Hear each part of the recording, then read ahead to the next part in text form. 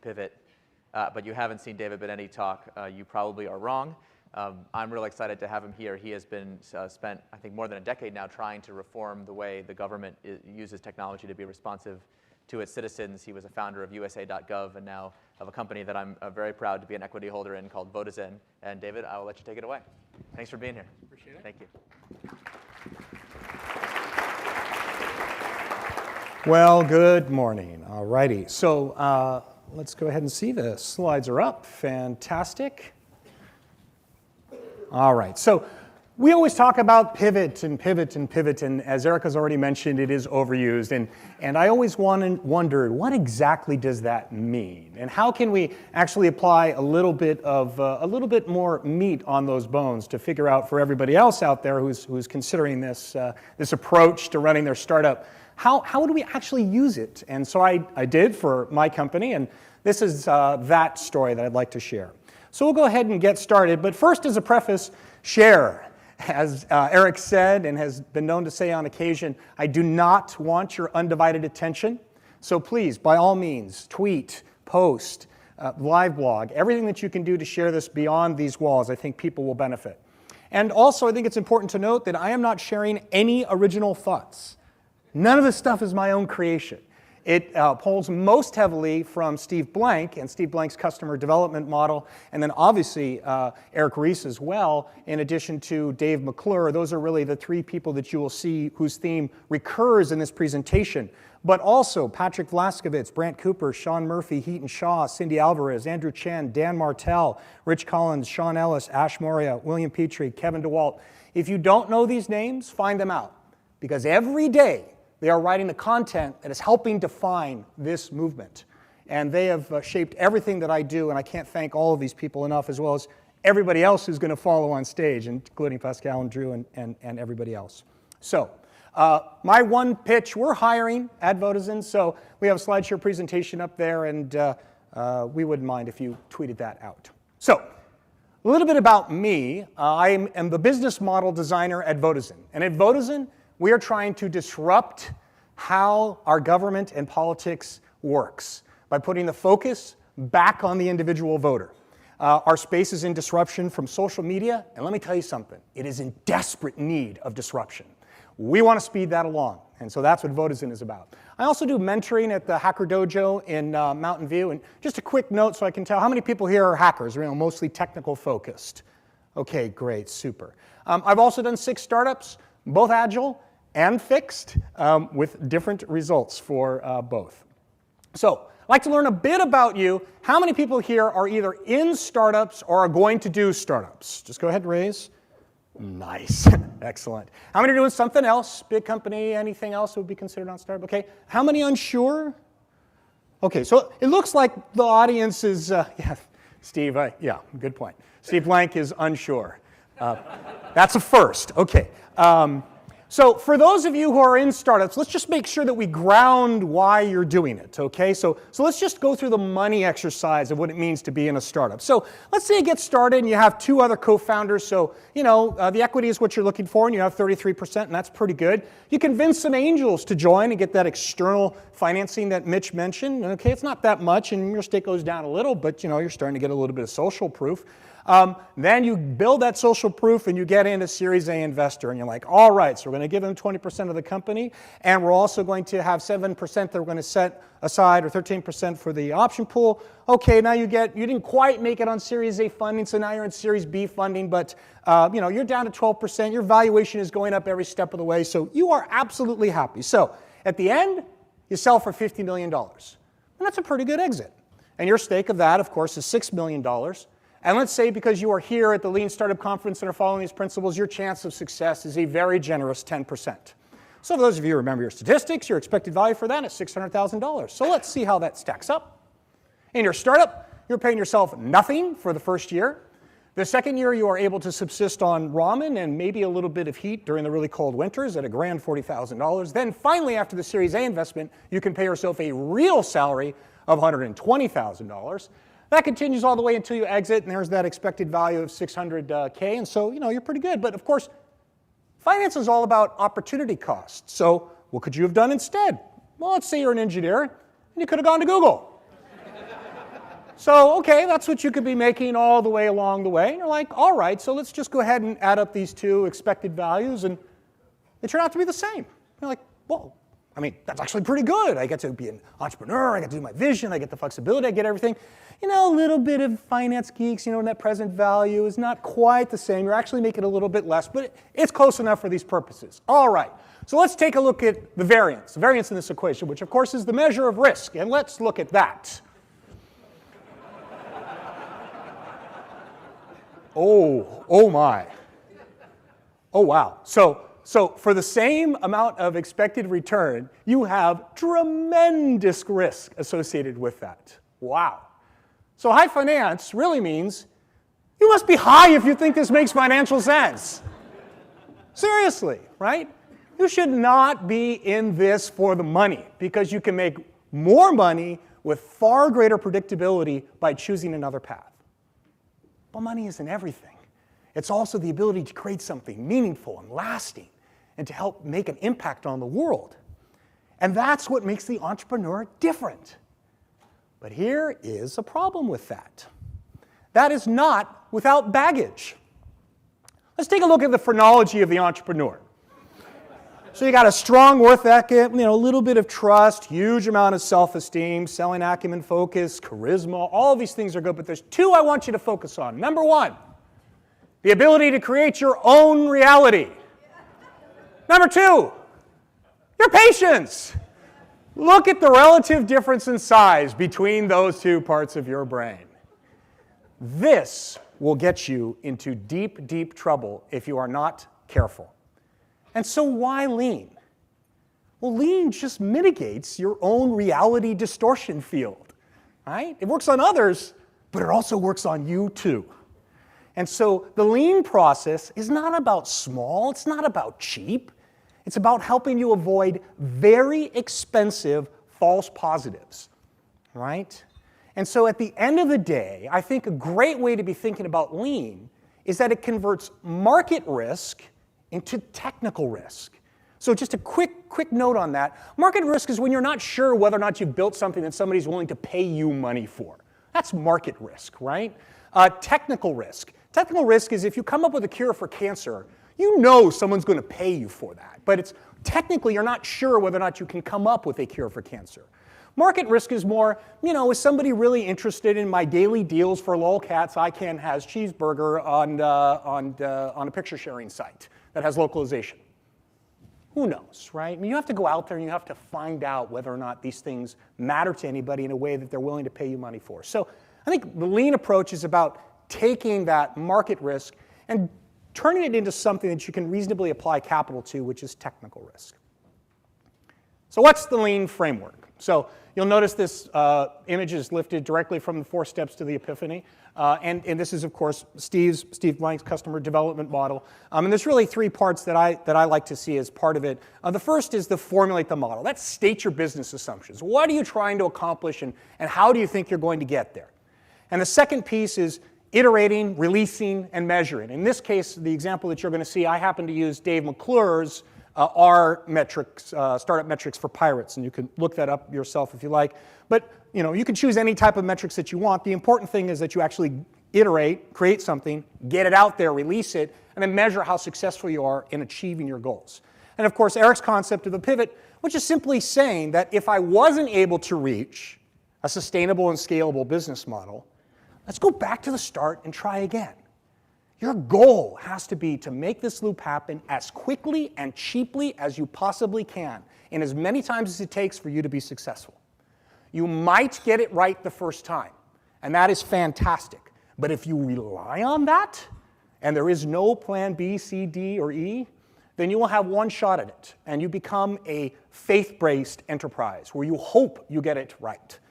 And I caution people against using hope as a verb or adverb. It can get you in a huge amount of trouble. So on pivots, Eric already stole my thunder on this, so we'll just stipulate that it's overused. And so the important thing to recognize here is pivots are restatements of your business model, just like we saw in the framework. It is not synonymous with change. And I was at the conference last year and I overheard somebody saying they were pivoting the colors of their websites. I mean, come on, right? Buzzword bingo, yeah, okay. But they're a consequence of learning about your business, not just your product. You can have a pivot and never change a single line of code, just how you sell it, because that's a different business model. If you move from a direct sale to a channel sale, that's a restatement of your business model. It may not necessarily require you changing anything in your code. And I think this piece is the last piece that's subtle, but the most important. Pivots are driven by your vision, not by testing. I'll say that again. Vision drives pivots, not testing. If you think that you can A/B test your way to a successful business and IPO, I'm telling you today, you're wrong. This is not about trying to find some deterministic path to success. You must have a vision.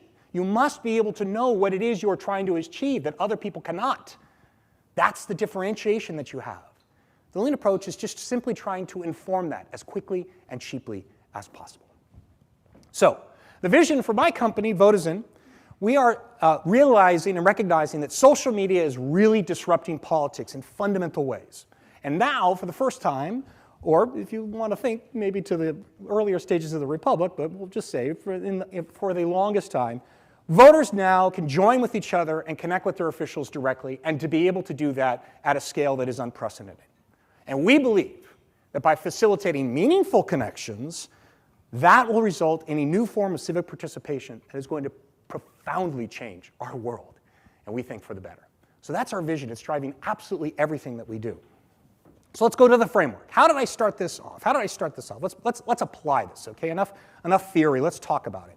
So, formulated the model. What did that look like in this framework? Well, you'll again notice this looks like Steve Blank's customer development model. And so I stated what the product was, and this was the original vision for this. It was Facebook for politics.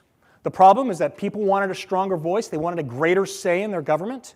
The channel was social networks by definition. The demand was viral, self-perpetuating by definition. And the market was resegmented, and I was going after that through a donations engine, so that people would donate to candidates or causes, and I would take a percentage of that transaction.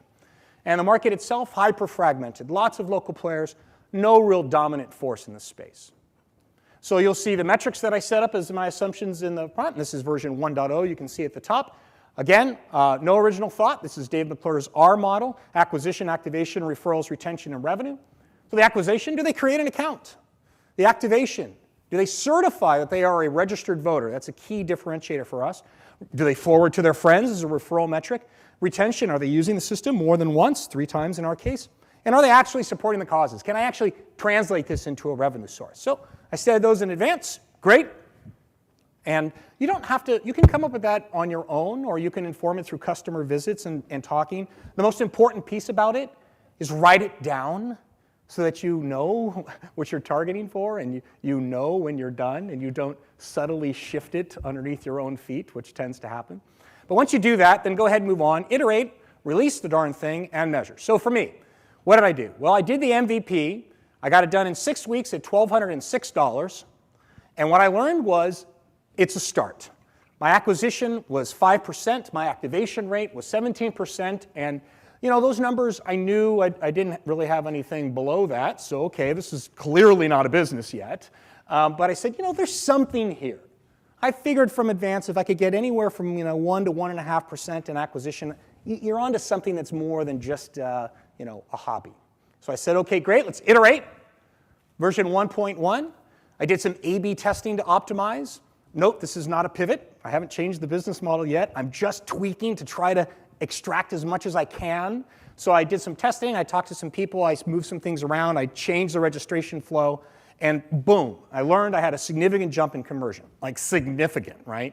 So I made the value proposition a little bit more obvious. I took some of the activation things that I had forestalled and later in the flow, I moved it up to the front, and this was just like, wow. And not only that, I started to move down the stack, getting closer to what my actual target was, which of course is revenue. Now, a quick diversion here. Your metric, final metric, doesn't have to be revenue. It could be number of young people served. It could be anything that you consider your ultimate goal. If you're a business, revenue is probably the metric you want. And so the whole point of this is just saying, when I get revenue, I can make this in a sustainable model. Then I know I have a business. Until then, keep iterating. So I continued to work on this model. I continued to try to tweak. I was looking at the referrals and the retention, and I was trying to get that up to a number that mattered. And I used the same process as before, but the reality is the numbers roughly stayed the same. Right? There really was no difference there. And the most important number, the revenue metric, was still flat as a pancake. It was essentially negligible. So I was missing something fundamental. I was missing something important. Okay? And so now it's time to implement the pivot. When to pivot? Surveys, A/B testing, landing pages. These are all fantastic ways to find local maximum. Right? To figure out how, in this current framework, can I make it the best that it can be? Optimization, we all know that, for a given set of assumptions. But if you have hit that local max, and your model is not yet a sustainable business, then it's time to restate your assumptions, right? Now, the place where people get into trouble is that sometimes they just use the same assumptions, and they're like, well, I'm going to fix it because I need more PR, right? Nobody knows about me, or I need to get some more funding so that I can continue to work on this. None of that will matter if you're working under the same assumptions and expecting a different result, right? So that's when to pivot. Now, how to pivot? For God's sake, put down the dry erase marker and step away from the whiteboard. The answer is not on your whiteboard. The answer is out there in the real world, talking to real customers and people that are using your product and feeling and understanding the pain that is driving them to act. So you earned what you learned. Don't flail. All right? That's the concept of 1 foot grounded as you pivot around. Okay? So don't flail. It costs you something in time and money. Put that to good use.